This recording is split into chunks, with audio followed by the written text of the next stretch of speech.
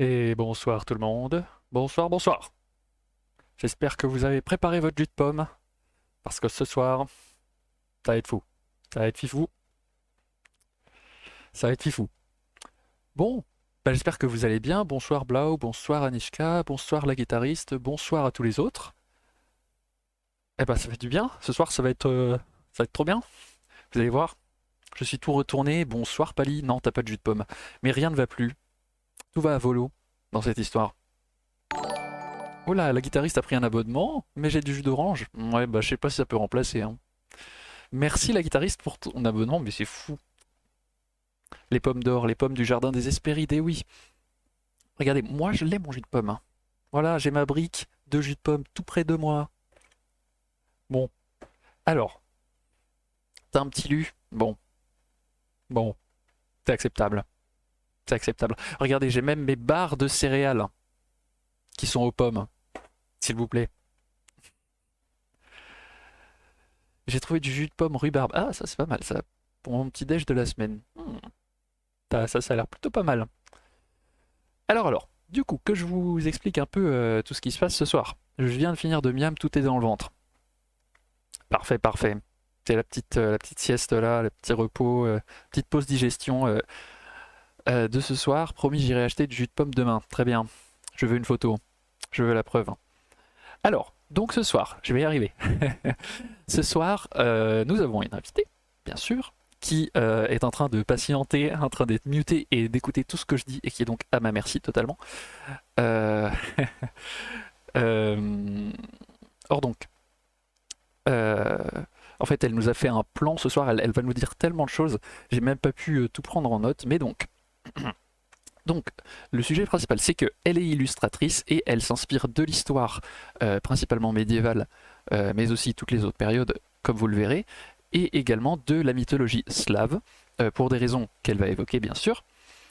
Et donc ce sera l'occasion d'aborder ce que c'est que le travail d'illustrateur et d'illustratrice aujourd'hui, également quelles sont les techniques employées, le travail de recherche.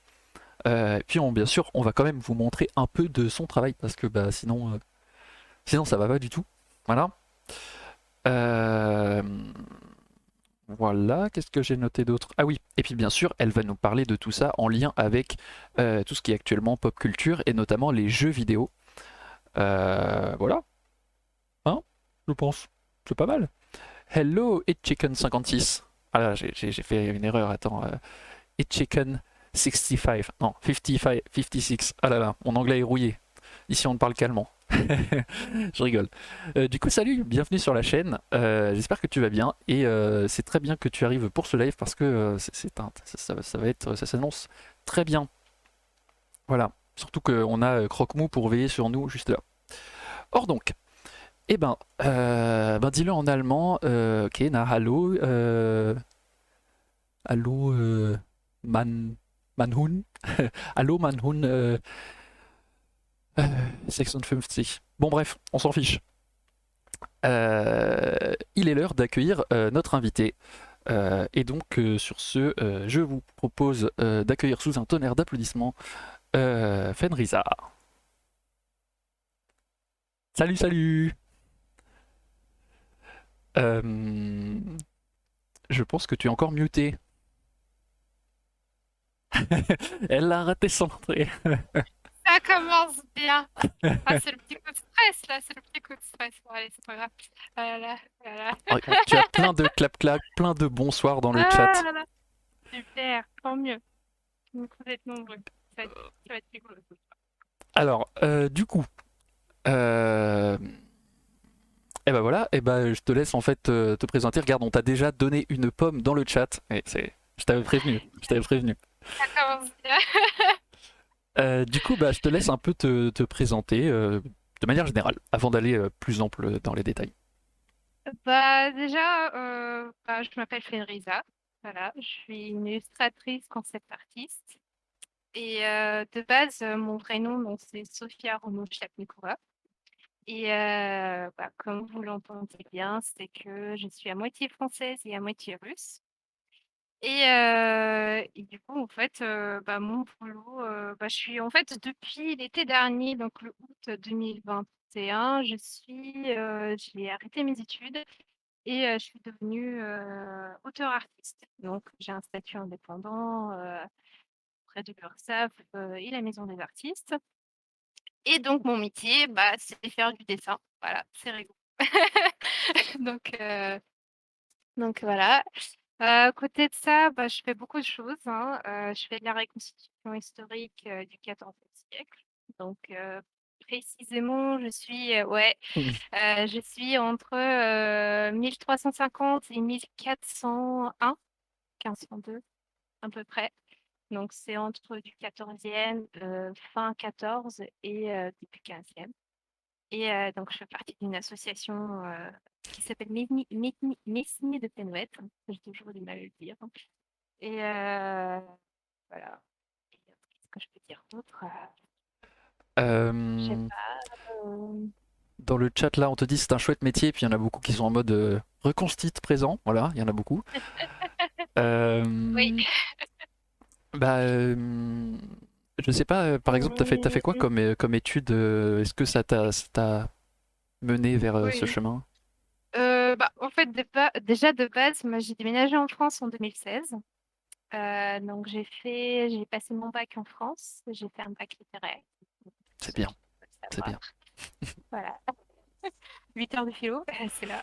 Ouais, Et autrement, en fait, je suis directement rentrée à l'école Pivot. Donc c'est une école privée à Nantes de dessin narratif d'art appliqué.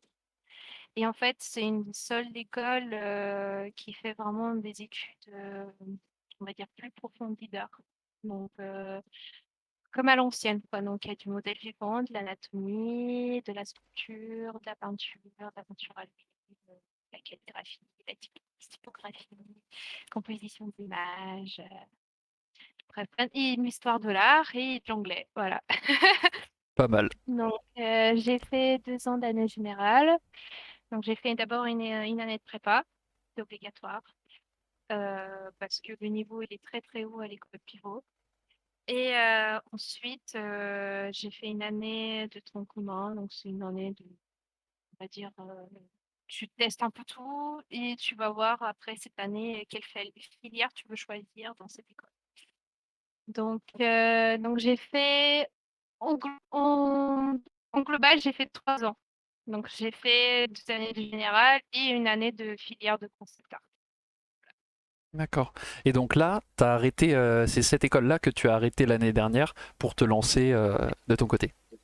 Oui, j'ai arrêté parce que bon, je vais pas cracher sur l'école, hein, c'est Ah, rien à mais ne voir, t'inquiète pas. mais ouais, non, mais voilà, je préfère le dire. C'est que en fait, je tournais un peu au rond, et j'arrivais vraiment pas à me développer en fait, hein, et j'ai arrêté l'école parce que je me suis dit, bah tiens, j'ai envie de me lancer en tant qu'auteur artiste maintenant. Voilà. Bah, je t'admire pour ce courage. Ouais, Je c'est pense que compliqué, hein, mais tout le monde peut lui envoyer des pommes dans le chat pour la soutenir parce que c'est vraiment oui, pas des facile. femmes. Oui, voilà, bon. C'est vrai que ce serait mieux avec un peu d'argent, mais là, bon, Oui, ce serait bien. Ça sera très très bien. Si les gens me paient le loyer, je ouais, suis ce serait preneuse. sympa, ouais, effectivement. On dit pas non. Ouais. Alors du coup, Euh, première question. ouais. Du coup, bon, bah ça explique un peu pourquoi illustratrice, mais et encore, donc pourquoi, qu'est-ce qui t'a mené finalement à être celle que tu es donc aujourd'hui, à être à faire de l'illustration en lien avec l'histoire et la mythologie slave. Et souvent, c'est un truc. Enfin, on se dit être artiste aussi, c'est une passion. Alors, je sais qu'une Mm. passion, ça ne s'explique pas, mais est-ce que tu peux donner une explication? Ou est-ce que, je sais pas, Oui, quelque chose l'explique? en fait, on va dire, je vais faire une autobiographie, hein. C'est qu'en fait, déjà, moi, je suis née en Angleterre et j'ai toujours eu ce mélange de culture, en fait, entre un côté celtique, le fait que j'ai mon père qui est breton, et un côté très slave qui est du côté de ma mère qui est russe. Depuis toute petite, donc après ma naissance en Angleterre, j'ai vécu, dans les montagnes d'Oural, en Russie et en fait, j'étais tout de suite baignée dans une ambiance, très, comment dire? Très folklore et j'ai toujours vécu, en fait, dans un endroit folklore, au milieu de la forêt, sauvage, et puis, donc il y a ça et puis, bah, ma mère, elle est architecte et en fait, j'ai toujours vu ma mère dessiner et en fait, chaque fois quand je savais pas quoi faire, bah, je dessinais à côté d'elle. Donc je redessinais la même chose qu'elle était en train de me faire, donc bon, bah, elle, c'était plus des trucs, pas super, c'était des lignes de traits d'architecture, des plans, c'était pas super intéressant mais je recopie quand même et en fait, je sais pas, je pense que depuis toute petite, j'ai toujours eu cette envie de faire quelque chose, créer quelque chose et donc je pense que c'est pour ça que je dessine, hein, en vrai et après pour le côté du coup mythologie, c'est, en fait, j'ai une famille très passionnante dans le sens où, ma famille, côté de ma mère, sont très, très, dans la, heu ils sont pas, comment dire? Ils sont pas orthodoxes, mais ma famille russe, c'est plus ils sont des vieux croyants. En fait, j'ai appris il y a récemment que ma grand-mère, elle faisait partie de la famille des anciens vieux croyants, en fait, des puissants. Donc c'est-à-dire, en fait, c'est des païens, quoi. On croit à des petits esprits, on croit que chaque objet est important. Chaque objet est important et en fait, chaque objet a un esprit. Ok, Et, trop bien. en fait, aussi, depuis toute petite, bah, moi j'ai toujours entendu des histoires des légendes slaves, du folklore. Donc dès que j'écoutais pas ma grand-mère, bah, ma grand-mère elle me disait, bon bah tu vas voir, si tu écoutes pas, il y a Baba Yaga qui va venir Ah te purée, mais chercher. oui. Ma mère aussi, elle Donc, me rabâche ça. Baba Yaga. ah ouais, bah ça c'est le typique. Et donc voilà. Et puis bah aussi le fait que, bien sûr, j'ai un côté breton. Donc, Ah bah, ça d'où c'est... vient aussi le côté celte. Donc, et puis de petite, j'ai toujours, bah, en fait, mes grands-parents m'ont toujours amenée dans des fêtes médiévales et tout l'été, c'était que des fêtes médiévales, de l'architecture, les villages médiévaux. C'était trop bien. Que des gens bien en fait. C'est fou. Oui, ouais. Ok. Ah, ceci Voilà. explique tout cela. Oui, j'attends de regarder aussi le chat de mon côté. Ouais. Ah oui, alors du coup, tu parlais, j'ai pas osé t'interrompre, mais en fait, Anishka euh, nous a donné à boire. En fait, ils ont possibilité de dépenser des pommes, tu vois, pour nous donner à boire, pour pas qu'on oublie de boire. Ok. Et donc, elle nous a donné à tous les deux un glouglou. Donc, si tu as quelque chose à côté de toi pour boire, bah, tu peux boire un petit coup. C'est la petite tourtelle Ah, botanique. Bon, c'est pas une jus de pomme, mais bon, tant pis. ah, c'est pas grave, il y en a qui ont du jus d'orange dans le chat, donc bon, à partir de ce moment-là, Moi aussi, j'avais du jus d'orange, mais bon, ça, c'est pour le matin. exactement. Voilà. Quelqu'un qui sait quand est-ce qu'on boit le jus d'orange. Bon, des fois, ça m'arrive de le boire le soir, mais quand je sais pas, des fois, tu as envie de petits fonds, côté un peu acide Hmm, le soir. ça réveille. Ça réveille, ouais. Alors, du coup, enfin, j'ai 10 000 questions, mais on va se concentrer sur les questions qui sont là. Euh, Ben d'abord, avant de commencer à se plonger dans le folklore et tout ça, on va faire un peu patienter tous ces gens qui n'attendent que ça. Ah non, non, attends, non, c'est pas grave, je la noterai la question, je la note pour après. Euh, Ok. Qu'est-ce que c'est que d'être illustratrice aujourd'hui? Puisque justement, bah, tu t'es lancé avec un courage qu'on admire tous là-dedans, et qu'est-ce que la réalité de ce job? Voilà. Bon, j'ai pas envie de décourager les gens qui veulent faire de l'illustration, mais on peut dire qu'il faut s'accrocher déjà. Vraiment. Avant la passion, avant l'envie, il faut s'accrocher. Il faut vraiment être très très fort pour le faire. Parce qu'en fait, bon, il y a beaucoup de papiers à faire. Ça, par Ouais. contre, ça, c'est la France, bonjour. Et donc, il y a beaucoup de choses dans le sens où des papiers, des déclarations, c'est très vaste et personne ne vous l'apprend en fait. Déjà, ça, c'est un énorme reproche que je fais à toutes les écoles, c'est que personne ne nous apprend à comment gérer ses impôts, comment gérer tes statuts, qu'est-ce que c'est les statuts, les différents types de statuts. Juste la différence entre un auto-entrepreneur et micro-entrepreneur Mm. et qu'est-ce qui est mieux pour un illustrateur auto-entrepreneur ou auteur-artiste. Donc déjà là, c'est compliqué. Et donc il y a tout ça. Et puis bah, il y a l'URSSAF. Hein. L'URSSAF, c'est notre pire ennemi. Ouais. Et Oui. voilà, vraiment, clairement. Et puis aussi, côté, il faut se dire que bah, peut-être pas tous les semaines tu auras du boulot, pas tous les semaines tu auras les commissions, pas tous les mois tu auras de l'argent. Et puis surtout, même des fois, bah, moi je connais des illustrateurs qui, au bout de 2 ans, ont commencé à avoir du boulot. Donc c'est très long et ça c'est décourageant surtout parce que vraiment tu as l'impression de rien faire et c'est compliqué. Donc Mais l'espoir est là, ça ne fait pas encore 2 ans. non, ça va faire un an, Ah bah voilà. mais bientôt. Mais voilà, quand même. Et ouais. À côté de ça, bah après, non, c'est un chouette boulot en réalité parce que bah en fait, tous les portes, ils sont ouvertes à toi. C'est que tu peux faire ce que tu veux, tu peux créer ce que tu veux. C'est juste, en fait, il faut trouver. Le plus important, en fait, c'est de trouver ce qui te correspond le mieux et ce qui pourrait accrocher les spectateurs aussi. En fait. Si tu fais du manga, tout ça, bon, au bout d'un moment, c'est déjà vu et ça accroche pas forcément. En fait, les gens ils vont dire, ah bon, c'est encore une personne qui fait du manga, de l'animation, etc. Il faut savoir sortir un peu de l'eau aussi et en même temps de savoir parler aux spectateurs. C'est c'est un peu vaste, mais c'est ce qu'il faut faire. Hein.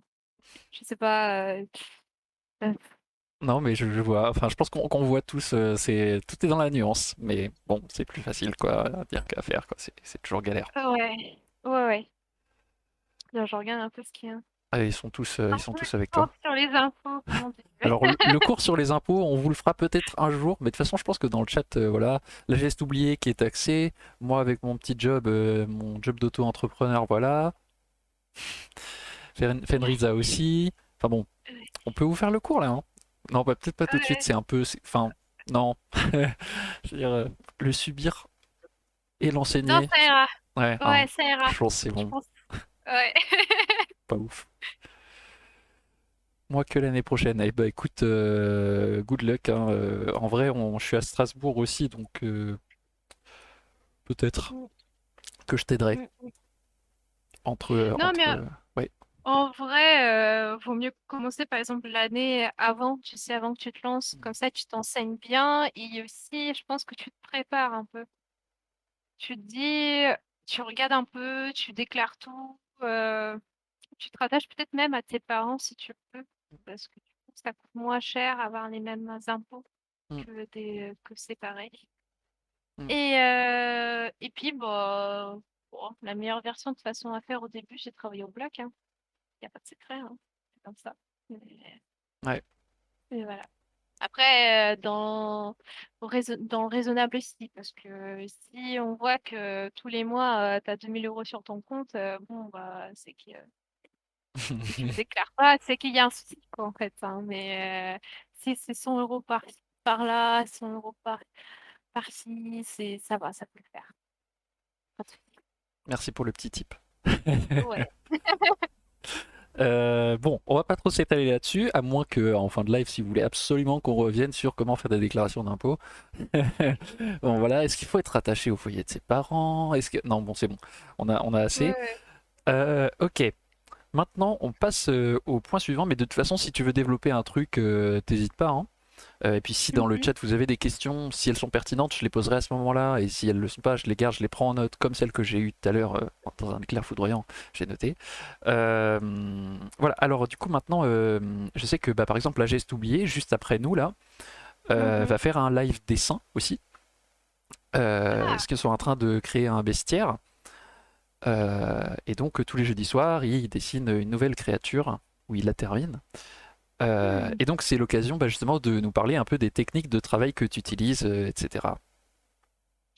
Bah, déjà, aujourd'hui, dans mon métier, j'ai pas trop le choix. Je fais du digital.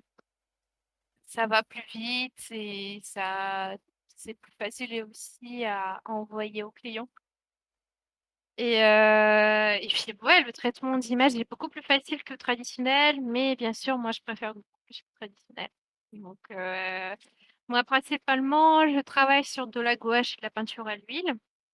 Donc, là, en ce moment, je suis en train de travailler sur un skate que j'ai en train Ouais, de, j'ai vu. de, on va dire, ouais, de personnaliser, en fait, hein. Et du coup, moi, j'ai fait de l'argile dessus et je fais de la gouache. Ce qui est juste là, bah, je pourrais le montrer après. Et en fait, autrement, bah, j'ai fait de la peinture à l'huile. Donc, c'est plus pour la reconstitution que j'utilise de la peinture à l'huile. Même si j'en ai fait un peu avant à l'école, j'ai fait des peintures, vraiment des gros trucs, de la peinture à l'huile. Et autrement, pour la reconstitution, pour se rapprocher de plus de la technique en enluminure, bah, j'ai fait de la peinture à l'huile sur mes boîtes médiévales. Donc, je décore des boîtes médiévales. Et autrement, bah, c'est principalement du digital. Mais Parce que du coup, le ouais, digital, vas-y, ils te l'ont vas-y. pas appris, le digital. Enfin, dans ton école où t'as fait, je sais pas, ils t'ont pas appris le digital ou c'était plus du manuel ou. Si, si, en fait, les 2 premières années, j'ai appris du traditionnel et de la troisième année, donc du coup, avec la filière concept art, j'ai appris du digital. Donc, c'était que du digital. En plus, j'ai même pas développé sur le truc du concept art. Je sais pas s'il y a des gens qui connaissent, mais c'est un truc un peu de niche. Je sais pas, J'ai peut-être ça, juste ce que oublié. c'est concept artiste. Là, juste Mais oublié peut-être. Un peu pali. Ouais. ok, bon, bah, je vais expliquer quand même. Concept art, en fait, je sais pas si j'espère quand même vous connaissiez John O et Alan Lee, ceux qui ont travaillé pour le Seigneur des Anneaux et ouais, c'est que Seigneur des Anneaux, je crois. Parce que, bon, j'ai pas vu au guitare. Et et du coup, bah en fait, c'est des concept artistes. Donc et en fait, ces gens-là, ce qu'ils ont fait, c'est d'abord créer l'univers avant que les gens commencent à le filmer. Donc, c'est-à-dire, ils vont faire des recherches, recherche d'objets, recherche de costumes, recherche de composition d'images, recherche de couleurs, de recherche de la colorimétrie atmosphérique, donc c'est-à-dire l'ambiance colorée. Autrement, ils vont chercher bah, plein de petites choses, quoi. En fait, vont construire tout ça. Et bah, c'est la même chose pour les jeux vidéo. Avant de créer en fait une base 3D ou une base 2D, en fait, il y a des concept artistes qui travaillent dessus, créer tout l'univers, mais la base en fait de l'univers, et ils vont tout créer. Ils vont créer les objets, ils vont créer les personnages, ils vont créer même les villages, ils vont créer savoir quelle couleur correspond à quel village, quel personnage, quel objet, etc. Et en fait, bien sûr, bon, après ça, il y a les Cara designers qui viennent, donc du coup, ils vont prendre ce qu'ils ont créé, les concept artistes, ils vont l'affiner. Les illustrateurs, ils vont prendre les objets, ils vont créer des vraies illustrations très belles, bien détaillées avec tout ce que les concept artistes ont créé, etc. Donc voilà. Donc en fait, en gros, je suis une créatrice de l'univers, en fait. C'est ça. Ok. Est-ce que J'ai ça juste me oublié qu'il rappelle? dit que ça lui rappelle son école d'art, justement. Ah oui, ouais. Bah ouais, c'est ça. Et bah, de toute façon, on le voit pas mal sur mon ArtStation, en fait, ce que c'est. C'est ça. De toute façon, je pense que tu pourras le montrer ou même Oui, sur Instagram un peu. ouais, ouais, carrément. T'as fait Euh, des écoles. Oui, alors, oui, parce que la geste oubliée est arrivée en cours de live, donc tu peux Ah oui, rappeler l'école ah que tu oui, as bien faite. sûr. Oui, du coup, bah, moi, j'ai fait l'école pivot. Voilà. Voilà. J'ai fait, il y a une filière de concept art et oh bah c'est pas grave. T'inquiète, t'inquiète. Voilà, donc j'ai fait une année du concept art sur trois. Ok, du coup, bah, on parlait effectivement des techniques de travail, mais aussi de la recherche. Comment tu fais Oui, pour tes recherches, etc. Puisque, alors, tu vas forcément en parler parce que c'est obligé. On va parler oui. un peu de l'univers jeux vidéo, de la recherche, etc. Et notamment pour tous ceux qui sont dans le chat de The Witcher, un peu quand même. Et voilà, olé olé. Et donc voilà, et donc par rapport à ça, comment tu fais tes recherches, etc. Bah déjà il faut se dire qu'en fait c'est un être humain ne peut pas créer quelque chose de tout de sa tête en fait. Bien sûr, au début, quand tu es tout petit, tu peux créer des petits trucs, dessiner, des petits trucs rigolos, etc., etc. Ça peut être marrant, voilà. Mais tu peux pas l'approfondir beaucoup plus que ça. Quand tu es vraiment dans un métier artistique, illustrateur ou concept artiste, bon, après, c'est que mon avis. Mais en fait, je trouve que c'est très important d'avoir des inspirations à côté de toi. Donc, c'est-à-dire sur quoi tu peux te baser, en fait. Donc, je vais expliquer un peu plus. C'est que, attends, j'ai de me perdre dans mes pensées quand même en même temps. En fait, quand je commence à réfléchir à une idée, par exemple, je me dis, bah, par exemple, là, en ce moment, j'ai en train de travailler sur un projet d'un univers. Je me dis, bon, j'ai un village marin. Ok, pas de souci. Je me dis, ce serait cool de créer des petits objets, ce serait cool de créer des vêtements, etc. Mais en même temps, tu te dis, ouais, mais qu'est-ce que ça peut être exactement? Donc, je réfléchis, je fais des petits croquis. Bon, il y a des petits poissons qui ressortent, il y a des petites tortues qui ressortent, des coquillages et tout, mais ça va pas plus loin. Et dans ce moment-là, en fait, ça vient la recherche d'images. Donc, bon, moi, principalement, du coup, moi, je prends des recherches historiques. Donc, je vais prendre des fouilles. Je vais prendre des enluminures, je vais prendre des objets, je sais pas, du 14e, du 15e, du 16e, 17e, 18e, n'importe. Et en fait, je vais tout regrouper qui ressemble à un truc marin. Et en fait, à partir de ça, bah, je vais créer un truc. Je me dis, ah, j'aime bien cette fourchette de 18e siècle. Ah, elle est cool, il y a de la coquillage, il y a des coraux dedans et tout. Ah, ça fait trop penser à un village marin. Ok, bah, je vais prendre ça pour créer des objets un peu qui ressemblent à ça dans mon village. Et en fait, je trouve, en fait, c'est un truc con, mais c'est ce qu'ils nous disaient nos profs à l'école, c'est que pour créer un truc qui, qui tient debout, en fait, il faut regarder des trucs qui étaient déjà créés. En fait, quand quelque chose était déjà créé, qui a marché, c'est que bah pourquoi ça a marché autant? Pourquoi ça tient debout? Et en fait, tu l'étudies, tu le comprends et tu dis, ah, c'est cool, c'est pas mal, je vais prendre cette idée. Et ça veut pas dire que tu recopies la même chose, ça veut dire que tu t'inspires de la base pour créer un autre truc. Entièrement d'accord, hein, je fais absolument tout pareil dans mes bouquins. Donc voilà, c'est Ah, exactement ça. Du coup, tout le monde, je vous propose que comme là, on a quand même parlé, mais on a parlé pas mal théorie, hein, qu'on passe un ouais. peu à le vif du sujet, là, qu'on vous montre un peu tout ça. Mm. Bon alors, Touloum et Touloum, voilà. Voilà, Donc toi qui c'est nous bien. parlais des poissons, voilà. Nickel. Et ben je t'en prie, vas-y, qu'est-ce que tu peux nous dire ou les gens dans le chat, si vous reconnaissez quelque chose, si vous avez des questions sur ces objets-là, n'hésitez pas, c'est le moment, feu à volonté. Ouais, allez-y. Bon, déjà, je vais vous laisser de dire ce que vous en pensez. Je trouve c'est marrant de voir s'il y a des gens qui reconnaissent des trucs et tout. Ouais. Alors, inspiration corail, premier commentaire. Euh, je verrais bien ça dans une vitrine au musée des Arts Déco. Mhm. Pas mal, pas mal. Ouais, il y a un truc. Euh, D'ailleurs, inspiration corail, là je peux rebondir dessus. Comment attends. Bon. je dis ce que je sais, ce que je t'ai dit vite fait sur Insta. Oui, vas-y. Bon, je sais pas grand-chose, hein, mais peut-être que t'en diras plus. Mais justement, là j'ai oublié, on était en vacances ensemble, en fait, en Allemagne, à Dresde, si tu te rappelles, au musée de la Rustkammer. Il y avait, en fait, c'est le trésor. Enfin, il y a aussi une partie trésor. Enfin, bref, il y a plein de trucs.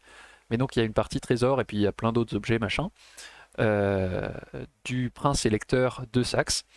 Et il y avait toute une multitude de objets avec du corail parce qu'ils étaient fadas de ce genre de trucs.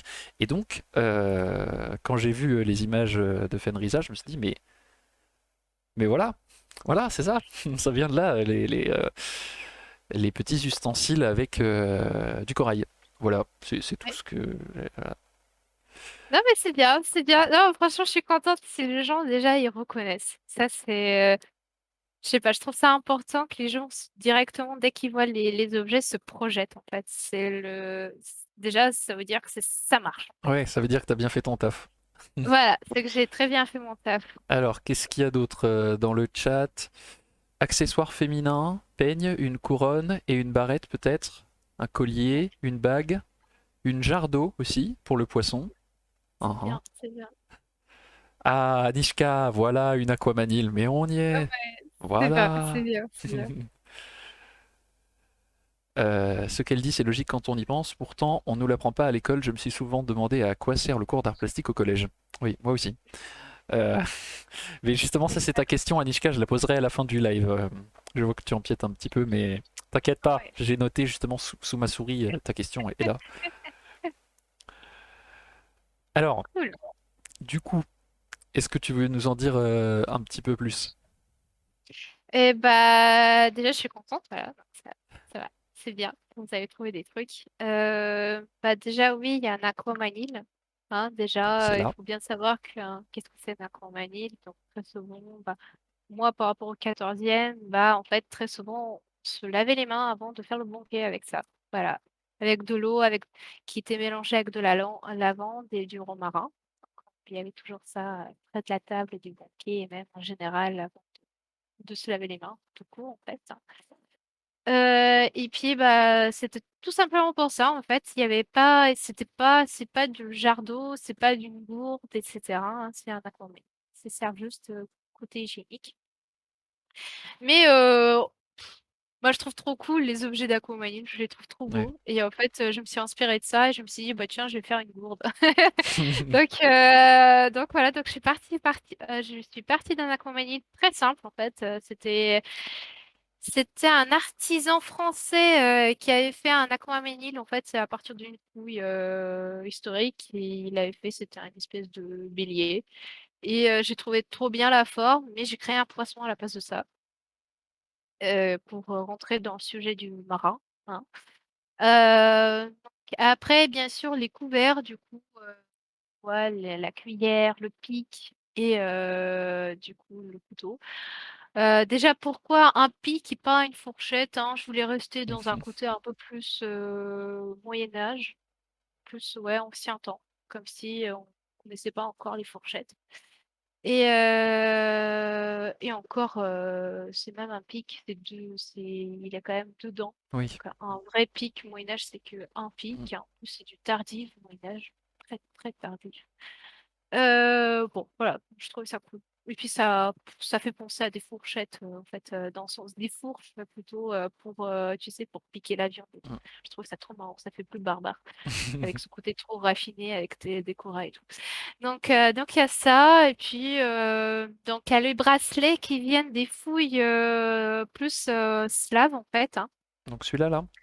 Ouais, exactement. En fait, j'ai pris des fouilles historiques, je crois que datées du 10e, 11e siècle, en fait, hein, ce qui vient du côté Scandinavie ou slave.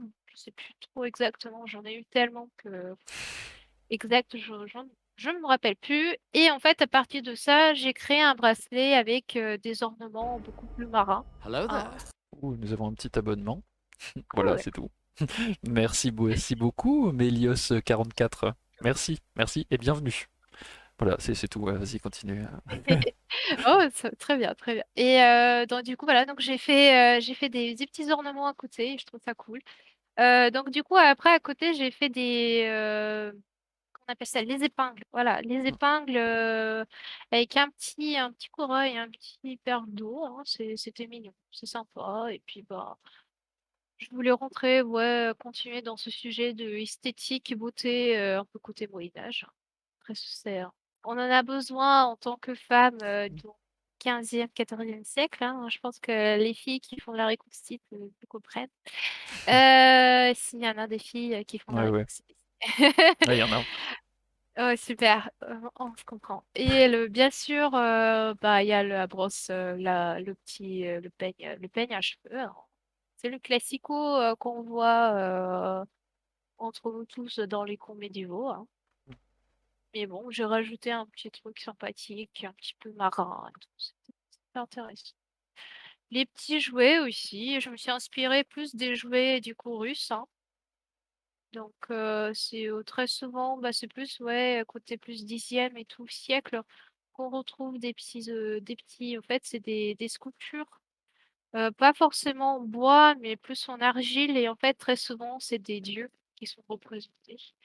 Et je trouvais ça sympa de mettre dans ce côté-là, parce qu'en fait, dans l'univers que je suis en train de créer, j'ai en train de développer un peu côté religion aussi, parce qu'on a toujours besoin de côté de la religion, parce que c'est toujours très intéressant de le développer.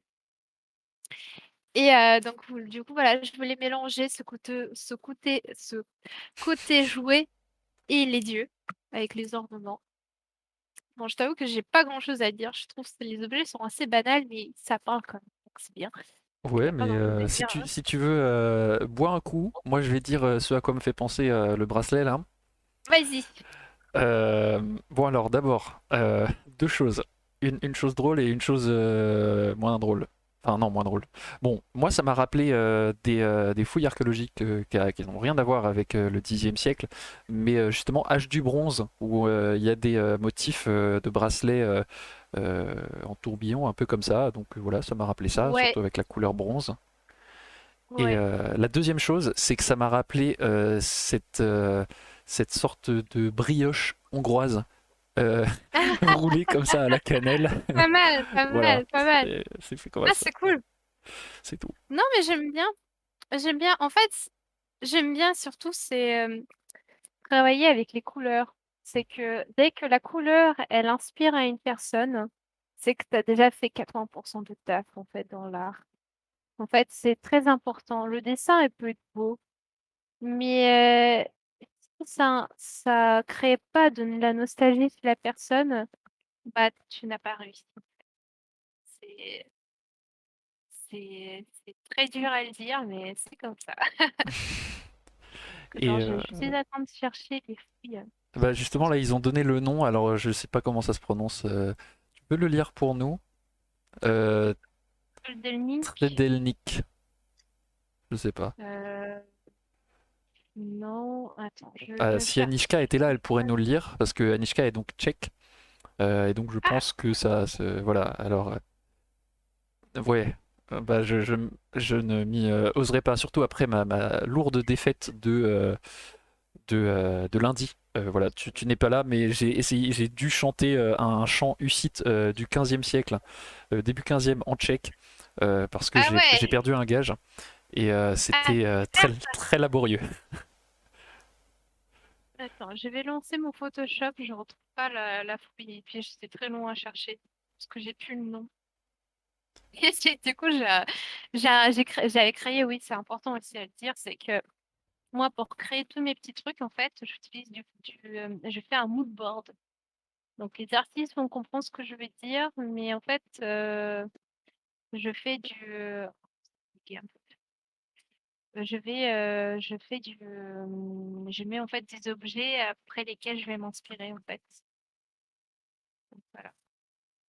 Ok. Oui, Anishka, tu n'es pas tchèque, effectivement, oui, mea culpa, mais bon, tu parles tchèque couramment, tu as vécu plusieurs années en République tchèque. Bon, oui, effectivement. Non, mais c'est parce que c'est notre Ouais. référence à chaque fois que, par exemple, Moi, enfin, j'ai fait un exposé sur les Hussites. On en reparlera, chers amis, parce que c'est trop passionnant.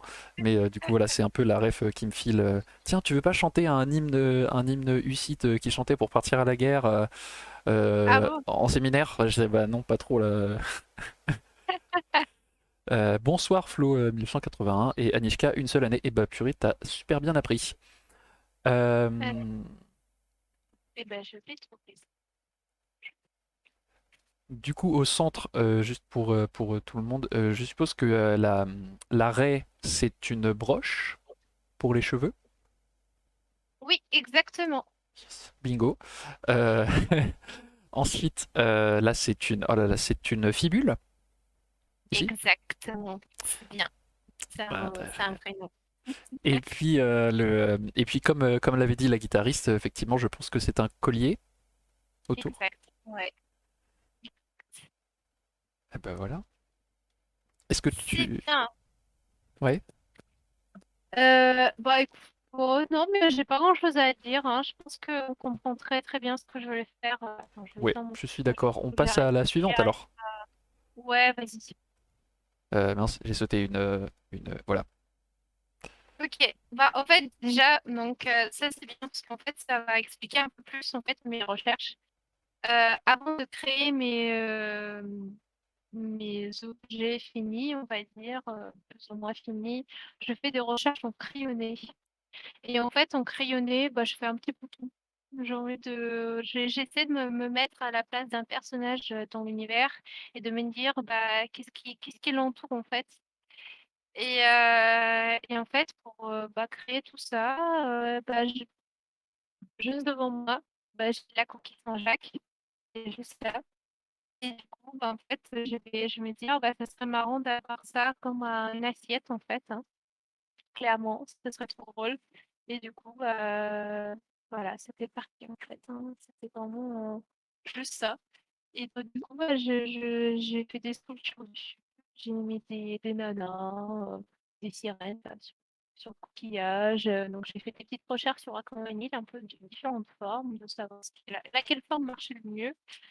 Et puis, bah, donc, on voit beaucoup de couverts, qui c'est un peu différents types aussi. Donc, et puis, bah, les épingles à cheveux, il y a plusieurs crocodiles, plein de petits trucs, quoi. C'est c'est des petites recherches. C'est des petits croquis, on va dire, avant de faire des objets en couleur, quoi. Donc, voilà. Et alors, juste un petit mot, moi, parce que là, bon, Ouais, c'est parce que je l'ai vu récemment, revu avec Blau qui est dans le chat, justement. Mononoke, oui. là, le petit visage là. Bah, en fait, pas du tout. Oui, bah, je me doute bien, mais ça y fait penser. Et peut-être qu'il n'y a pas une inspiration commune, je ne sais pas. Eh bah, écoute, si je le retrouve, si j'en ai trouvé en fait, ça faisait un petit moment, je crois que je l'ai trouvé, c'était il y a 3 ans pour un autre projet. Et en fait, j'ai trouvé des sculptures en bois qui dataient à peu près, ouais, plus un début Moyen Âge, enfin, ouais, plutôt début Moyen Âge en fait, en Russie. Et en fait, on voyait surtout qu'en fait, les personnes, ils avaient des grosses têtes, hein. Oui. Et c'était des formes en fait. Et il y avait des fois, bah, ils avaient pas de yeux, ou ils avaient juste des yeux avec le nez, ou en fait, ils avaient une bouche et tout. Et en fait, je sais pas, mais ça m'avait tellement marqué que je me suis dit, mon Dieu, j'adore ça, je vais le faire. Et je sais pas. Et bah, du coup, depuis, en fait, je pense que cette recherche m'a énormément, comment dire, marqué, qu'en fait, j'ai envie de la mettre partout. Et je trouve que c'est très significatif aussi parce que le fait que j'ai envie d'évoquer un côté religion, bah, en fait, je voyais vraiment le mettre un peu partout dans le village, comme si il vénérait quelqu'un, en fait, mais ils savent même pas qui. Hmm. Donc, ça dirait comme si on le fait aujourd'hui. On vénère Donc, l'inconnu. ouais, Ça, c'est grave stylé. ouais, exactement. Bah, moi, enfin là, ça me parle parce que je sors. Enfin, en fait, j'ai rattrapé un cours cet après-midi sur les usages de la Bible à l'époque médiévale. Et donc, bah voilà, religion, on est en plein dedans. Et enfin, c'était hardcore, mais c'est bien. On parlait de Ouais, tu m'étonnes. comment il l'utilisait politiquement et Ouais, théologiquement parlant, les influences auprès des laïcs, comment eux, enfin bref, on va arrêter parce que sinon j'en ai encore pour 2 heures, mais c'était très intéressant. Voilà. ah, il y a une super bonne réponse. Ça me fait penser au masque crâne funéraire historique. Je vais la lire. Donc ça me fait Ouais, penser au masque crâne funéraire proto-historique un petit peu, qui était incrusté dans des murs en France, mais je n'ai plus le nom du site. Bah, est-ce que tu veux rebondir là-dessus? hmm, ça me dit rien du tout. J'ai envie de le savoir. Et bah écoute, Blau, si tu retrouves quelque chose, tu Ouais, m'enverras ou tu nous enverras, parce que effectivement, ça évoque pas mal de choses. Et Blau, justement, qui est du master aussi, c'est pour ça, enfin, tu vois, que des gens ouais, cool non, dans le en vrai, chat. trop, trop cool. J'ai trop envie de le savoir parce qu'en vrai, ça peut être vraiment flippant, mais en même temps très intéressant. Et c'est vrai que, bah, en vrai, les visages, il faut être clair, c'est intimidant. C'est très flippant quand il y a juste un visage, en fait. Et surtout quand le visage est un peu déformé. Hmm, Et, euh, et c'est ça qui est trop cool, du coup, que j'ai envie de l'utiliser et de le montrer, c'est que même si le visage il a que des deux yeux, bah c'est le truc qui va le plus intimider, même plus qu'un dieu, tu sais. hmm. Comme si je sais pas, je vais partir trop loin dans l'idée, mais comme si la religion est basée à partir de ça pour intimider la personne, la faire peur, mais en même temps se dire, bah, j'ai envie de faire confiance, tu sais, comme si, je sais pas, c'est trop bizarre. Bah, moi, ça me rappelle énormément. Enfin, là, déjà, il y a eu une simplification énormément de la silhouette pour tout concentrer dans les yeux, donc dans le jeu du regard. Ouais. Et moi, ça me rappelle. Enfin, après, on peut le voir de toute façon un peu partout, mais moi, ça me rappelle la gorgone antique qu'on Oui, retrouve effectivement sur les linothorax, sur les boucliers, qui servaient en fait à faire peur entre guillemets à l'adversaire. totalement. Et cette espèce de visage monstrueux. Et puis la gorgone la plus connue, c'est bien sûr Méduse, qui justement par son regard, encore une fois, vous taille en pierre. Voilà, ça me rappelait ça. Exactement. Et il y a aussi autre chose, tu vois, ça, c'est plus un autre côté, mais en fait, on peut le développer un peu plus, ça fait penser un peu au petit poussé, tu sais. C'est Mm, l'histoire du petit poussé. Il écoute beaucoup, il regarde beaucoup de choses, mais il ne dit rien. Et c'est comme ça qu'il s'en sort, tu sais. mm. Et ça aussi, on peut pas mal le développer. C'est un très intéressant. Et c'est ça un peu la religion. Tu sais, tu observes, mais tu peux pas grand-chose en fait. Mm. Donc, je sais pas. Je regarde un peu les commentaires. Là, j'ai vu Flo 1980 qui disait la religion à l'époque, c'était clairement une forme de pouvoir pour contrôler le peuple. Euh, Oui. bon, oui, oui et non. Euh, Moyen. Bon, on n'en va pas en faire un cours, mais bon, après, je ne tiens pas la science infuse, mais au vu de ce que j'ai étudié et appris, il y a de ça, mais pas vraiment. C'est-à-dire que faut comprendre que euh, à l'époque médiévale, ils sont vraiment tous croyants, vraiment. Mm. C'est-à-dire que, voilà, par exemple, bon, ok, je fais une petite parenthèse, mais je suis obligé. C'est super intéressant. Mais par exemple, la traduction de la Bible, des traductions, il y en a depuis le 12e, 13e siècle, Mm. en langue donc vernaculaire, donc la langue parlée par la majorité de la population. Mm. Euh, mais en fait, comment dire, cette traduction vient avant tout d'une envie des gens de se rapprocher du divin. Alors après, il y a toutes les notions un peu plus connues du fait que voilà, elles veulent passer outre le clergé parce que ça les ralentit, machin, c'est une autre voie, il faut atteindre le divin par soi-même.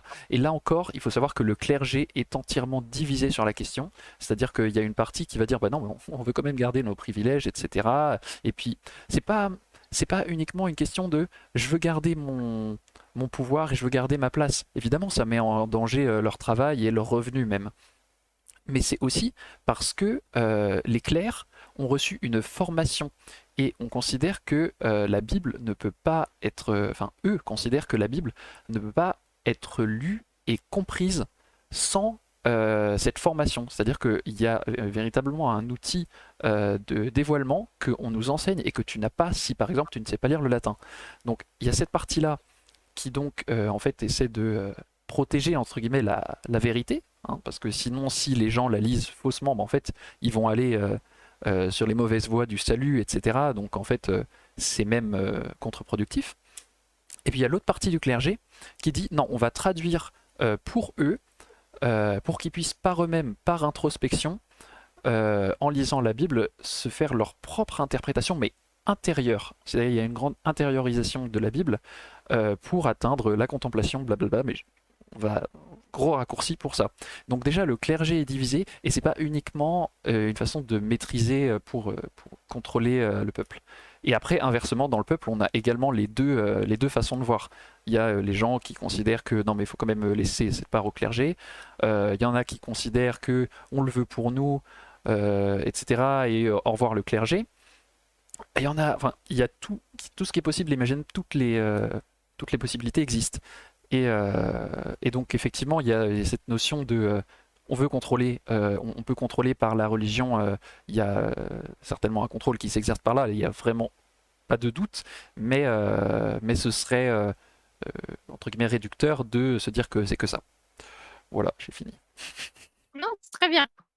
Ouais, carrément. Bah, en fait, déjà, il faut se dire aussi un truc, c'est que pourquoi la religion a été créée, c'est parce qu'en fait, de toute façon, il y avait de la croyance.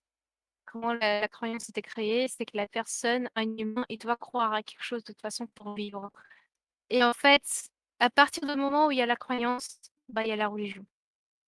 Bah, en fait, de toute façon, même si c'est pas l'Église qui fait de la religion, à l'époque, bah, c'est la personne elle-même qui croyait quelque chose, donc elle avait besoin de croire à quelque chose et se réfugier dans quelque chose. Et pourquoi l'Église était devenue aussi importante à l'époque, c'est surtout parce que, bah, en fait, la personne retrouvait du coup réconfort en fait dans tout ça.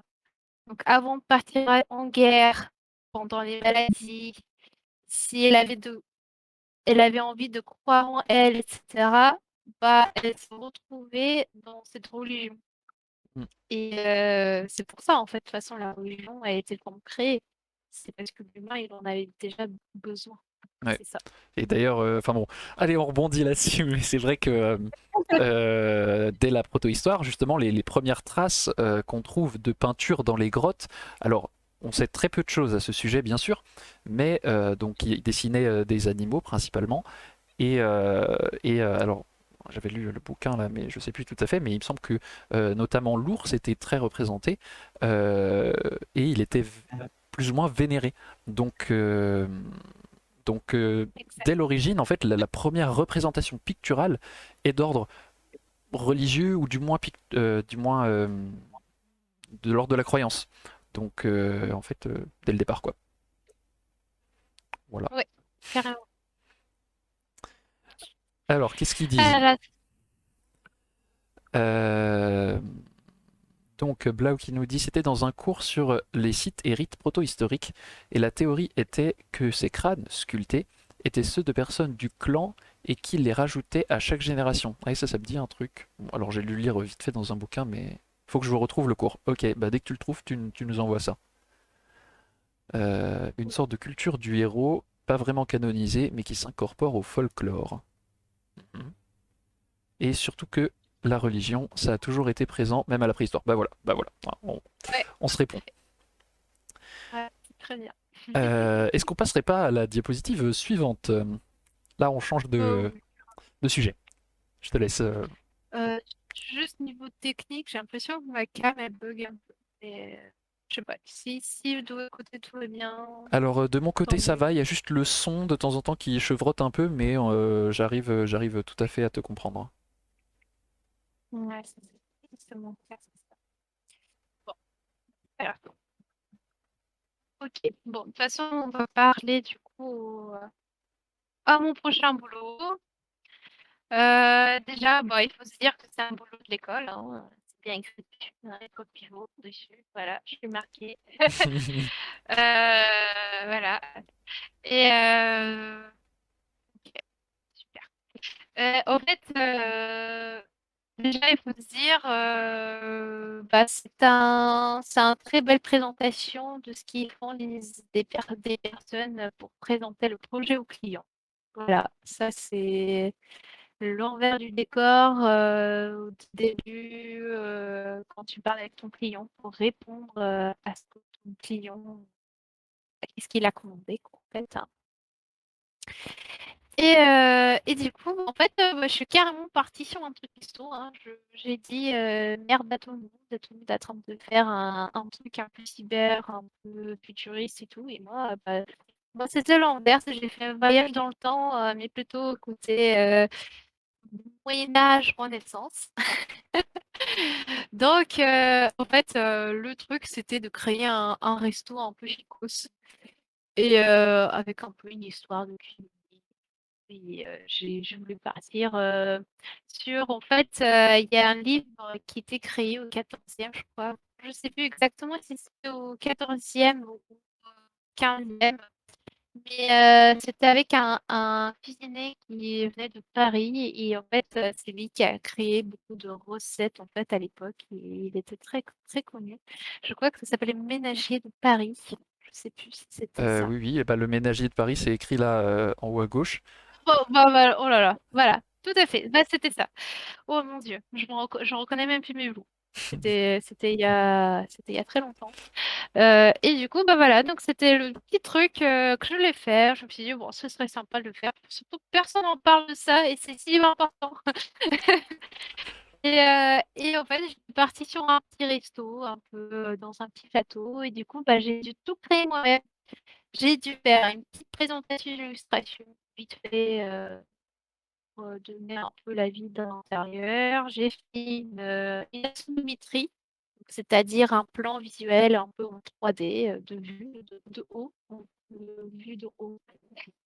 Avec des petits objets à côté, ben, on retrouve le petit aquamanil, hein, on est toujours là, toujours présent. Très important. Et puis bien sûr avec un verre historique hein, qui est juste à côté. C'est un verre, bah, je suis toujours restée dans du 14e, je crois. Voilà, c'était ça. Donc, vraiment, tout, que des faux historiques. Tu peux rien dire. Je sais que Donc, dans le chat, ils sont contents parce que déjà on parle de bouffe, donc déjà ils sont tous contents. ah Euh, oui. et puis voilà, voilà comme dit donc Anishka, ah le ménager, voilà. Blau qui est en Ouais. mode je connais, j'ai travaillé dessus, ça ne m'étonne pas. Je connais surtout le livre de Platine et le viandé de Taïwan. Oui, bon, bah, tout ça, ça va ensemble. Ah ouais. Ouais. Et moi, la seule chose que j'ai à C'est dire, nickel. c'est j'ai reconnu la bouche de l'entrée aux enfers. Voilà. Oui, exactement. Trop bien. Ça, à force d'étudier des enluminures hussites ou des trucs qui parlent de religion, et tu les vois partout. Et puis aussi, il y a un autre côté, ça reste un lion. Mm, Donc, c'est représenter quelque chose de très luxurieux, très royal. Donc avec un mélange très château, très bourgeois, très noble. mm, Mais en même temps, un bourgeois, mais mesclin. mm. Parce que moi, à l'époque, c'était très mesclin, les bourgeois, les nobles. C'était, c'était une autre époque. Donc, et puis aussi, on voit un petit peu en bas une autre recherche de vue axométrique, donc là, tout en bas, on voit en fait, je pense qu'on voit pas trop, mais si on Attends, mais zoome, ouais, en je peux fait, zoomer. C'est là? ouais, exact. Je sais pas si c'est en très bonne Oh qualité. oui, oh là Franchement, là, si c'est en bonne, très bonne qualité. nickel. Et ben, il y a tous les petits détails. Et ben, on reconnaît tout de suite une enluminure Oui, du début 14e, fin 13e, peut-être, hein. Donc, exactement. voilà. Voilà. Il est là, le petit codex Manesse, il est là. Voilà. Ouais, exact. Ouais, c'est très bien. Vous avez bien appris les cours. Et, euh, et alors, pour répondre à Pali qui dit que donc, La Bouche des Enfers, c'est dans les heures de Catherine de Clèves, potentiellement, je ne l'ai pas lu, mais tu le retrouves partout, hein, cette forme d'entrée des enfers. Moi, par exemple, je l'ai retrouvé dans une enluminure, bah, du coup, sur les guerres hussites, où tu avais des types qui portaient le pape pour le foutre dedans. Voilà, mais ça, Ouais. c'est normal. Comme il y avait trois papes à l'époque, ils savaient plus quoi en faire. Donc, voilà. Oh, ouais, on le retrouve un peu partout. En Mm. réalité, dans chaque, bah, déjà, il y a la tapisserie d'Apocalypse, hein, Voilà. bonjour. Donc, à chaque fois qu'il y a l'apocalypse, tu l'as. Ouais, exactement. Donc, ouais, c'est le sujet, en fait, de toute façon, à l'époque, hein, avec la peste, hein. Mm. Alors, voilà, ici. Ouais, exact. Bah, c'est la même pièce, hein, de toute façon. Voilà. Ouais. On passe à la suivante. Ouais, vas-y. Et bah, écoute, pas mal de choses à dire, mais pas trop non plus en vrai. Je pense que tout dépend des questions qui vont suivre, hein. Bah déjà, bon, bah, si les gens reconnaissent, j'ai utilisé une peinture, hein. Donc une peinture, c'est le 18e, je sais plus exactement. Oui, moi je dirais 18, ouais, avec les grosses manches Ouais, bouffantes comme ça. ouais, je crois que c'était 18e. Et en fait, bah toujours parce que je voulais rester dans un côté plus historique. Et en fait, il fallait créer une montre. D'accord. Et à la place de ouais, comme d'habitude, Sophia, à la place de partir dans un truc futuriste, bah, je suis partie sur un truc Moyen-Âge. Et en fait, à ce moment-là, en fait, j'ai étudié l'époque. C'est-à-dire, bah, en fait, comment les gens, tout simplement, en fait, s'orientaient dans la journée à l'époque, au Moyen-Âge. Et en fait, à partir de là, j'ai créé en fait une espèce de montre, mais avec on appelle ça déjà Oui, un je vois ce que tu veux figurine. dire, mais c'est pas genre carton, carcan, cadran. Cadran solaire, Voilà. c'est ça, non? Oui, il me semble, ouais, cadran solaire. Voilà. Blau confirme cadran solaire. Exact. Et ben voilà, en fait, je suis partie sur ça. Et je trouvais ça trop cool parce qu'en fait, c'est super intéressant. J'ai toujours pas réussi à lire sur le cadran solaire parce que c'est trop technique pour moi. Mais en réalité, c'était trop bien et en fait, on en trouve pas mal. En fait, on se rend compte que déjà à l'époque, même en Égypte, en fait, même si c'est pas aussi précis que pas près. Mais en fait, vraiment, on savait quand c'était le matin, quand c'était la journée, quand c'était le soir. Et c'est ça c'est ce que je dis à chaque fois quand il y a une animation historique. Les gens, ils se disent, le son a du mal. Ouais, je confirme. Ouais, bah attends, je vais juste éteindre un truc. C'est que ça c'est mon internet. Vas-y, moi je vais parler. Je vais parler. Aïe, Alors, je ne suis pas du tout spécialiste des montres, mais dans mon livre, à un moment, euh, on parle d'une montre. Justement, il y a un personnage, et je me suis inspiré d'une autre intrigue et d'autres montres, entre autres, notamment bon, de la montre à gousset, mais que j'ai mélangé avec une montre plus tôt. Je sais plus quel est l'adjectif à la place de tardif, mais bref. Et donc, en fait, ce personnage a toujours le réflexe de regarder sa montre tout le temps. En fait, il faut tout le temps être à l'heure. Et c'est un vieux barbu avec une pipe et tout. Et bref. Et un moment, alors gros spoil, mais de toute façon vous l'aurez oublié, et de toute façon ça risque de changer. Il meurt, et en fait à ce moment-là, la montre tombe. euh, le- la montre donc tombe, se brise et marque l'heure de son décès. À partir de ce moment-là, la personne qui la récupère, sa fille adoptive, va garder cette montre et le venger. Et en fait, donc elle va le venger. Elle est un peu extrême, hein, cette nana. On en parlera lorsqu'on parlera de Pentésilée. Mais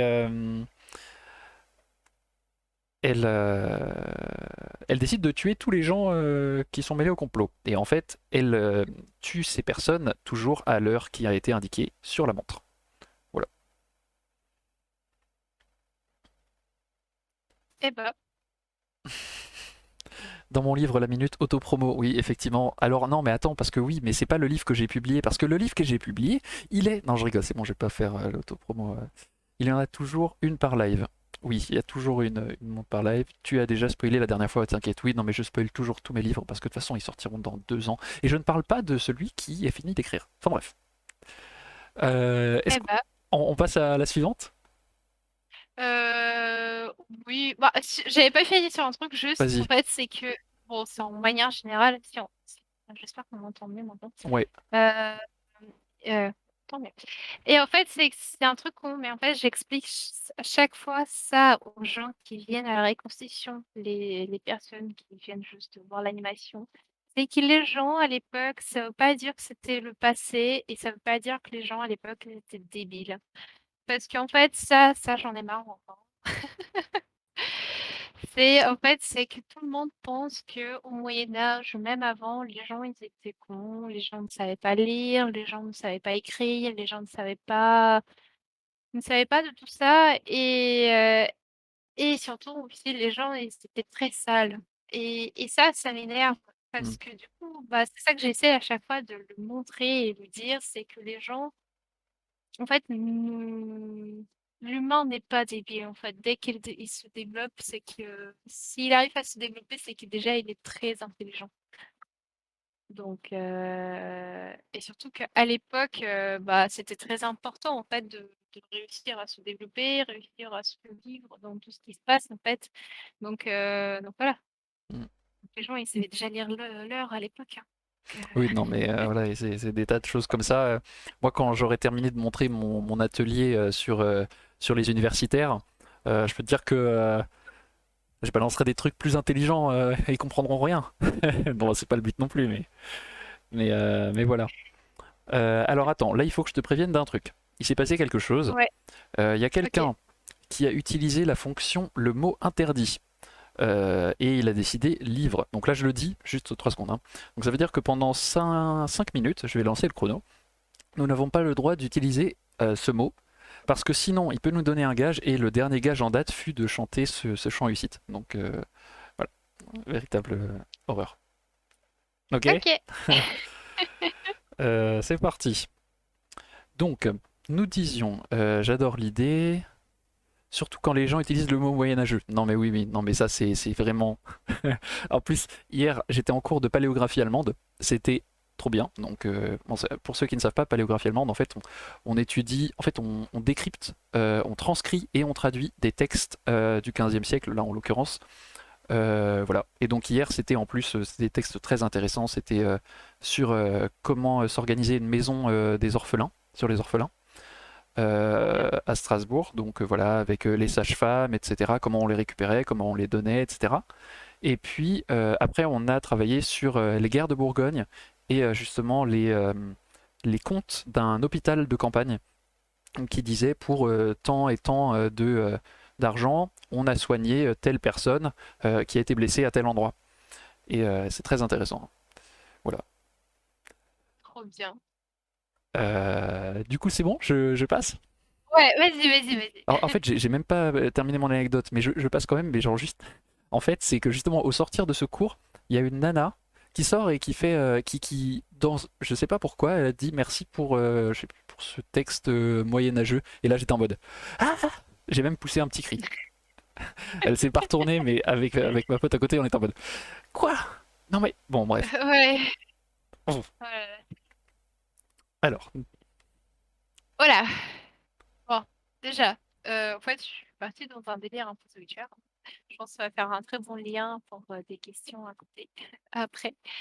Sur le côté un peu d'inspiration historique dans le jeu vidéo. En fait, je suis partie. Il fallait créer un objet qui peut se transformer. Et en fait, je me suis dit, comme d'habitude, encore, à la place de faire un truc futuriste, je suis partie sur un truc Moyen Âge. on met la base, hein, t'as raison. Je crois que les profs, ils me détestaient à la fin, mais c'est pas grave.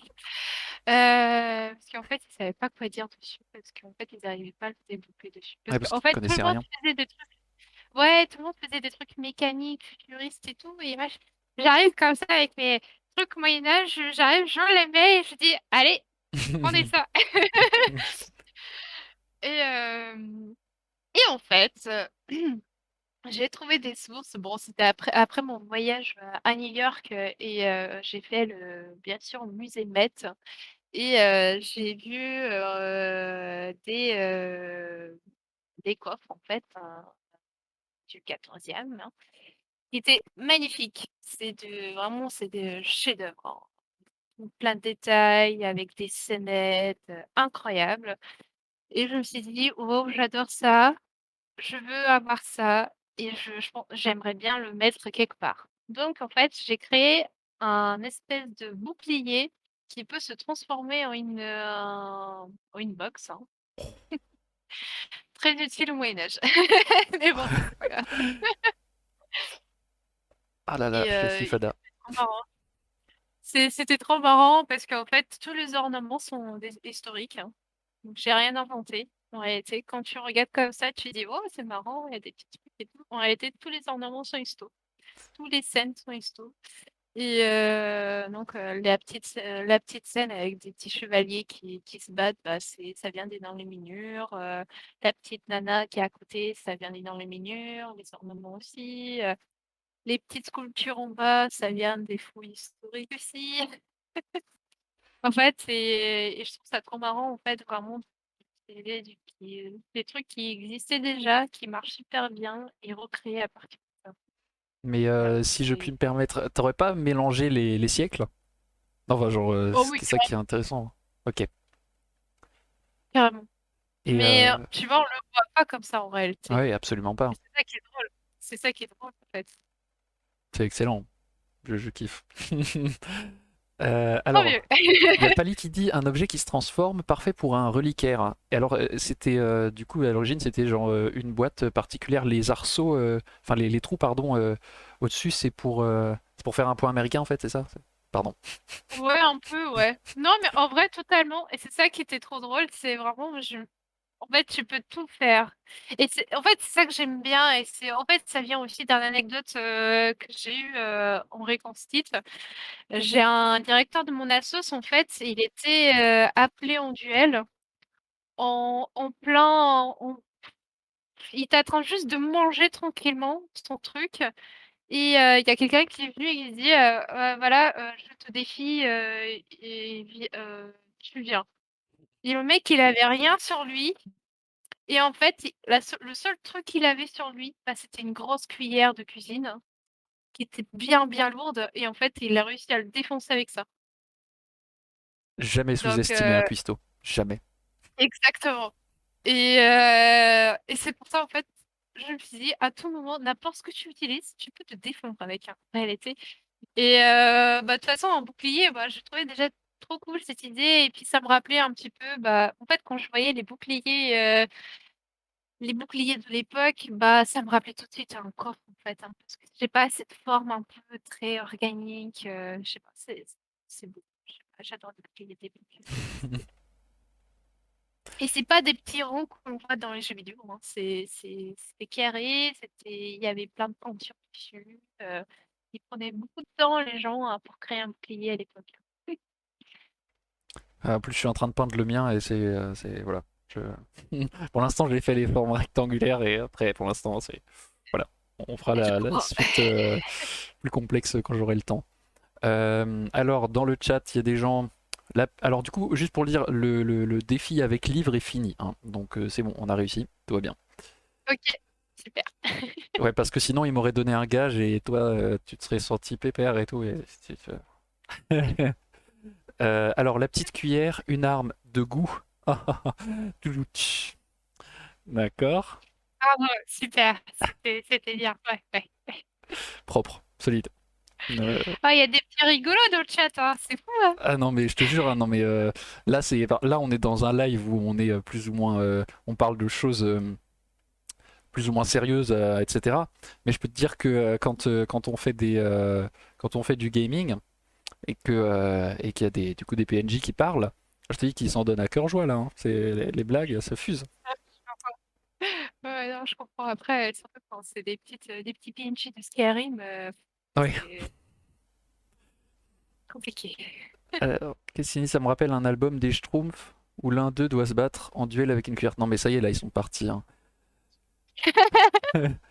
Et ce livre a un drôle d'exercice de cuistot. Ouais, moi je pense au masque de Zorro ou à Robin des Bois.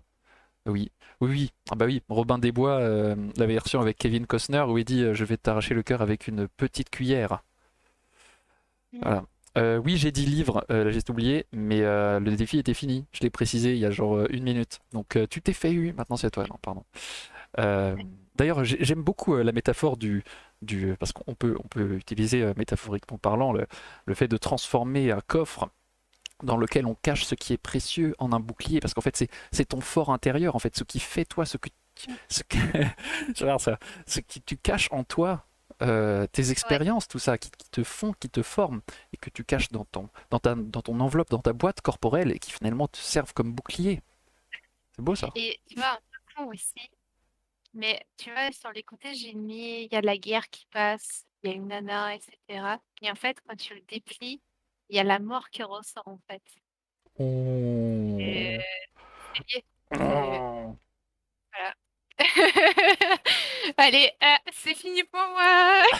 Là, tu prends le micro, tu lâches, allez, c'est bon. Bon, alors il y en a qui disent que 5 minutes c'est trop court, très bien. Bah, la prochaine fois, je vais changer le défi. En attendant, du coup, Alors, il est 21h20, nom d'un petit bonhomme. Bon, alors on a fait le tour des diapos, mais on n'a pas encore parlé de The Witcher tout de même, hein. Oh là là, le sujet, bon, je crois que là, on est parti pour un live de 3 heures, hein, quasiment. Bah, c'est bien le problème, c'est-à-dire que je sais pas si vous avez des questions. Déjà, moi j'en ai deux là que j'avais notées. Euh, Bon, moi je dis ce live s'est bien passé, ça se retente, mais après ça reste à débattre, à voir si on refait ça. Du coup, est-ce que tu veux parler sur un peu de The Witcher ou pas, sachant que à 21h30, là, la geste va probablement partir parce qu'ils commencent leur live à 21h30 avec du coup une partie du chat qui va aller là-bas, je pense aussi. Bah, c'est comme vous voulez en vrai, parce que bah, en fait, le problème, c'est qu'il y a beaucoup de choses à Ah, dire c'est ça. sur ce sujet. Parce qu'en fait, oui, ça me dérange pas en vrai en faire un deuxième live, parce qu'en fait, il y a beaucoup de choses à dire. Surtout, on n'a pas beaucoup parlé de la mythologie slave et on n'a pas beaucoup parlé Oui, aussi du absolument pas. folklore qui Mais est présent aujourd'hui. à ce moment-là, peut-être que si j'y arrive et que j'arrive à monter ça. Alors désolé, la geste oubliée, mais juste rapidement parce que comme on est un peu, on est potes et puis on fait des lives un peu en même temps, mais on se réserve les jeux qu'on va faire. Et la geste a posé un veto sur The Witcher. Donc si tu Ouais. me le permets, la geste, on pourrait peut-être faire genre juste un petit live. Je commence pas d'intrigue ni quoi, je sors une vieille partie que j'ai. Et puis avec Fenrisa, on fait un tour dessus. Voilà, Ouais, carrément. ce serait chouette. Il a dit oui, t'inquiète pas, génial, c'est parti. Alors on retourne sur la page principale pour les questions. Euh, Allez. Bingo. Alors du coup, oui, j'ai une question, c'est possible de faire un live partie 2. Bon bah voilà, vous avez l'air de vouloir raconter tellement de choses, on veut bien vous écouter, c'est trop beau. La semaine pro, je fais pas de live si jamais vous voulez faire plus long. Vacances. Oui, why not, enfin, je sais pas, on verra. On Jeudi verra. prochain, en vrai, moi j'ai rien de prévu, donc alors, on discutera de ça. On Oui, discutera de oui, ça, oui. voilà, parce que Clairement. voilà. Ah oui, les vacances sont décalées de nous. Oui, nous sommes à Strasbourg. Alors, les questions. Donc j'avais une question de Anishka qui m'avait envoyé une question un peu avant. Est-ce qu'on peut sentir justement, on n'en a pas parlé, mais les influences de la mythologie slave sur la culture européenne et l'histoire européenne? Euh, et notamment, elle trouvait ça dommage qu'on n'en parle pas tant que ça dans les manuels scolaires, ce genre de choses. Et aussi voir quelles étaient potentiellement les influences, puisque, mine de rien, c'est pas si loin de chez nous. Ouais. Euh, Bon Déjà, courage. juste pour commencer, non, mais c'est très bien. J'aime beaucoup ces questions-là parce qu'en réalité, bah, ça répond à tout, en fait, hein. Déjà, il faut commencer sur un truc, c'est que la mythologie slave, déjà, nous, on n'en parle pas beaucoup. en Europe parce que en fait, c'est, je sais pas, comme s'il y avait un truc de tabou, tu sais, le fait, le lien avec la Russie. Mais déjà, il faut se dire qu'en fait, en Russie, on n'en parle pas beaucoup non plus. Parce que, en fait, pendant l'époque, bah, c'était pendant le communisme, hein, à l'époque de l'URSS, il y a eu ce choix, en fait, qui était imposé par les communistes, c'est que la religion n'existe pas, aucune croyance n'existe. Donc, en fait, la mythologie a disparu. Et en fait, ça, en fait, déjà, à partir de là, il n'y a pas eu cette influence comment dire, très importante comme dans la Scandinavie où en fait il y a pas eu de rupture en fait dans l'époque avec la mythologie. Parce que encore aujourd'hui, tout le monde est tellement aussi croyant qu'à l'époque, ça n'a pas changé, etc. Qu'en Russie, oui, il y a eu pendant presque ça, même plus que 50 ans, on était plus vraiment, il y avait plus de mythologie slave en fait, hein. Il y avait que la mythologie communiste, Lénine, Staline, etc., hein. C'était notre religion. Ouais. Donc déjà, à partir de là, ça, c'est pas super. Et aussi, bon, il y a tout ça. Et puis même dans nos écoles en Russie, on n'en prend pas tant que ça dans la mythologie. En fait, hein, on s'en fout un peu comme si ça n'existait pas. Et je trouve ça très, très dommage, en fait. En fait, elle est beaucoup plus présente, le folklore slave, c'est surtout en Ukraine, en Pologne, en Tchécoslovaquie. Lapsus là, non? Ah, Tchécoslovaquie? euh, Bah en, alors? Je rigole, je rigole. bref,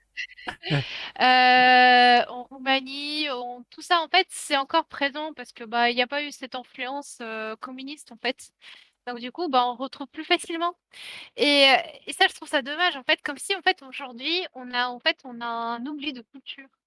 Comme si on a plutôt après en Russie, on voit c'est qu'après le communisme, il y a une culture mondialisation qui arrive en fait et qui coupe en fait toute cette culture ancienne, comme si le passé n'existait pas à l'époque. Il n'y a que le présent et que le futur. Et ça, je trouve ça vraiment très, très dommage. Même si là, du coup, je trouve que depuis, bah, il y a un super artiste russe, attends, je le retrouve son nom, j'ai un livre de lui, c'est Konstantin Vassiliev. Et en fait, c'est un révolutionnaire de l'art après la guerre froide, en fait, hein, même juste avant, il a commencé à peindre des peintures dessus. En fait, il a recommencé à parler de la mythologie slave et c'était interdit en Russie, hein. Il a failli se faire renvoyer de l'URSS à cause de ça. Et c'est des super peintures. Incroyables. Et Faudrait en fait, qu'on il a parle de ça. recommencé. Et en fait, il a recommencé. Ouais, il a commencé en fait à créer plein de choses. Il parlait de la mythologie slave et en fait, bah, les gens ils se sont rendus compte que bah, c'était extrêmement important. Même si c'est encore pas tant qu'aujourd'hui. Par exemple, bah, je trouve que moi, de mon avis extérieur, je trouve que là, les Russes, en fait, même les Ukrainiens et tout, en fait, ils revendiquent de nouveau cette culture très slave. Parce qu'en fait, aujourd'hui, du coup, ce que je voulais parler du folklore d'aujourd'hui, c'est qu'il y a beaucoup de gens qui recommencent à vouloir être païens, en fait, à la place d'être orthodoxes. Comme s'ils recherchaient les racines parce qu'ils en ont bien besoin. Ils ont besoin de se retrouver, retrouver leurs racines, leurs ancêtres, etc. Et c'est très marrant. Donc, je pense que c'est pour ça, déjà, à partir du moment où dans notre pays, on ne parle pas de la mythologie slave, pourquoi dans les autres pays, ils vont en parler, tu vois, en fait. Parce que la mythologie nordique, la mythologie viking, c'est très présent, tu vois, dans la Scandinavie, parce que tout le monde vit avec ça. Donc, bien sûr, les Européens, ils vont se dire, ah, c'est trop bien, il y a une super ambiance, il y a tout un truc autour et tout. Et c'est pour ça que c'est si présent en Europe. Mais à partir du moment où dans notre pays à moi, déjà, c'est pas si présent la mythologie, bah, les autres, ils vont pas s'intéresser. C'est, c'est comme ça, quoi, je trouve. Non mais je suis d'accord, on en parlera aussi probablement parce que bon, on échangera de toute façon sur si on fait un petit live The Witcher, un truc comme ça, on aura encore une heure Ouais, et demie pour discuter de tout ça. Mais de mon côté, je m'intéresse un peu aux petits contes locaux de la région de ma famille allemande. Et, Hmm. ben, c'est encore une fois très intéressant. Je l'en partageais à un moment sur Instagram. Maintenant, j'ai un peu c'est un peu arrêté parce que c'était chronophage. Mais, Ouais. mais on en reparlera probablement. Alors, moi, la question que j'avais. euh, bon, tu nous as dit que sur les dates que tu faisais en reconstitution, si je ne me suis pas trompé, c'était 1380, 1401 ou 1402.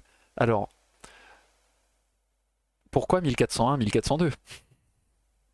Bah, en fait, tout vient parce que c'est de la famille Penouette. Parce qu'en fait, on a choisi, en fait, on a choisi une époque précise par rapport à la famille qui existait réellement en Bretagne, en fait. Et c'était des Penouettes. Et en fait, les Penouettes, et du coup, bah, ils existaient entre 1350 et 1401 à peu près. Je suis pas. Attends, je regarde exactement les dates, hein, parce que des Ok. fois, je peux pas connaître tout non plus. Non, En mais pas général, de c'était souci. ça la C'est base, juste hein. que ça m'a interloqué parce que moi, là, actuellement, je suis en train de me concentrer sur, bon, sur la reconstitution. Là, je suis en train de vraiment spécialiser sur la Saxe 1430-1440. Mais c'est vrai que c'est pas. Voilà, Ouais. j'ai pas de date aussi arrêtée, même si peut-être qu'un jour. Enfin, je continue les recherches pour l'instant. Donc, voilà. Hmm. Et puis aussi, c'est intéressant, c'est des dates aussi extrêmement intéressantes de côté de la peste, hein. Et aussi les petites intrigues de la guerre en fait entre la France et l'Angleterre, hein. C'est les tout débuts, hein. Et puis aussi cette fin du Moyen Âge et début de la Renaissance en fait, hein. Même si bon, la Renaissance, elle était déjà beaucoup plus présente. En fait, on dit très souvent qu'en Italie, la Renaissance est commencée beaucoup plus tôt que dans les autres pays. Ça, on le dit très souvent. On le voit par rapport aux désenluminures, par rapport aux vêtements, les sources, même ce qu'ils utilisaient, le savoir-faire, etc. Et puis bah voilà. Moi, je trouve que c'est la meilleure période dans le sens d'ouverture, en fait, hein. Vraiment, c'est super intéressant. Absolument. Alors, dernière remarque, enfin non pas dernière remarque, on peut déborder un peu, mais voilà quand même. Du coup, Anishka, remarque, j'ai l'impression qu'en France, on parle très peu aussi des mythologies celtiques malgré nos ancêtres les Gaulois. Alors oui, j'imagine que parler de la slave, mythologie slave, ici c'est compliqué. Oui, probablement. Mais c'est vrai, après j'en sais rien. L'évolution a certainement dû être différente puisque bon, nos ancêtres les Gaulois entre guillemets, donc l'héritage celte euh, français n'a pas trop, enfin bon après je connais pas tout à fait, je suis pas spécialiste, mais n'a pas tellement perduré que ça au-delà de la période antique. Alors la mythologie nordique par exemple est restée présente à travers l'époque médiévale alors que l'héritage celtique, en tout cas en France ou en France de manière globale, si on parle pas des Bretons. euh, Bah, dans ma tête, hein, moi je dis ça, je dis rien, mais je pense que ça a été très vite effacé, enfin plus vite en tout cas que la mythologie slave qui a dû plus perdurer jusqu'à le communisme. Mm. Bah, en vrai, si, il y a une chose que j'ai oublié de dire, c'est que c'est bête, mais tu vois, le fait qu'en Russie, en fait, il y en a plus de livres qui existaient de l'époque, en fait. En fait, on a eu une énorme perte à l'époque du savoir, que ce soit avec les églises, parce que bah, il y a Ivan III qui a brûlé presque toutes les églises de Russie, hein, à un moment. Donc, il y a beaucoup de choses qui ont disparu. Et aussi, en fait, le dernier livre qu'on retrouve qui parle de la mythologie, en fait, je crois que le plus ancien, ça datait du XVIIIe siècle. Donc, en fait, déjà, à partir de là, il n'y a pas eu. En fait, on peut pas vraiment. On sait pas grand-chose non plus de la mythologie slave, en fait. Et par rapport aux voisins vikings ils ont tout, tout, en fait. Donc, et puis même les Celtes, le magnifique livre des Celtes, c'est. Donc voilà, Ouais. c'est Puis à côté, il c'est y a les plus. frères Grimm qui ont fait leurs recherches aussi sur les petits contes. Bah, enfin, bon, pour le Ouais. folklore local, en Allemagne, il y a en France certains qui ont essayé de faire un peu pareil. Oh, faut que je ressorte mes cours, moi. J'ai trouvé des trucs, mais bref. J'avais un cours à la fac qui s'appelait Construction culturelle des identités nationales. Et du coup, en fait, c'est l'éveil au 19e siècle des identités nationales basé sur justement la culture, etc. Et donc, il y a les Grimm en Allemagne, mais en Europe, partout, il y a des auteurs qui s'attachent un peu à reconstruire cette idée-là. Le roman national, Mm. tu connais. Euh, Ouais. voilà, voilà. Du coup, le problème, c'est quand il nous manque les traces écrites qui nous permettent d'interpréter les traces archéologiques que l'on trouve. Oui, commentaire de Blau. Oui. Et Du coup, je... un truc. Ouais, Bah, il y a aussi le problème de ça, c'est qu'il n'y a pas beaucoup de fouilles non plus, en fait, hein. On trouve pas grand-chose non plus en Russie, en fait. Il y a eu une énorme perte, en fait. C'est ça qui est fou. Parce qu'en fait, vraiment, ce qu'on retrouve le plus souvent, bah, c'était du XVIIIe siècle, en fait. En fait, t'as même une question. Je me suis toujours posé cette question. Pourquoi pas avant? Pourquoi on retrouve pas de trucs avant, tu vois, avant, bah, du 16e, du 17e, du 18e. Bon, on connaît un peu l'histoire de l'époque de la Renaissance en Russie, mais pas avant. Comme si, en fait, les gens, ils étaient si pauvres qu'on pouvait pas le garder, en fait. Je sais pas. C'est une c'est question, bizarre. déjà à poser. Ouais. Ouais. Après, c'était peut-être une autre façon de, je sais pas, une autre culture dans le sens où, par exemple, je sais plus, les Celtes, par exemple, n'avaient pas la culture de l'écrit. Euh, Mm. et bah peut-être que ça se rapproche de ça, je sais pas. Je sais que, enfin, moi j'ai entendu parler de la République de Novgorod, mais après c'est plus à l'ouest, donc c'est pas non plus la Russie entière, quoi. Oui, exactement. Bon, sur ce, Exactement. il y a tout le monde qui sont en mode la geste oubliée va commencer ouais, son live. Je te laisse me raid si tu veux. Ouais, mais je sais pas comment on fait, donc on fera ça une prochaine fois. Je suis trop nul. Comme j'ai encore jamais fait. Et puis c'est la Grande Russie. J'imagine que effectivement il y a d'autres choses. Je Mm. fais des bisous. Bah écoute, des bisous la geste. Et puis on se retrouve de toute façon d'ici quelques temps. Enfin bientôt. Voilà, je sais pas. Donc voilà. J'espère que ça vous a plu. Je pense que ça a plu plutôt à pas mal de gens. Euh, voilà, c'était très cool, nous dit Eat Chicken 56. On se retrouvera potentiellement de toute façon. Alors juste j'annonce un peu la couleur pour les lives suivants. Donc nous sommes jeudi. Lundi prochain, on termine Dragon Age Inquisition. Enfin, jeudi prochain, c'est encore vacant. Et la semaine d'après, on commence Penthésilée. Donc pour ceux qui sont nouveaux dans le chat, c'est vraiment une pépite ce truc, hein.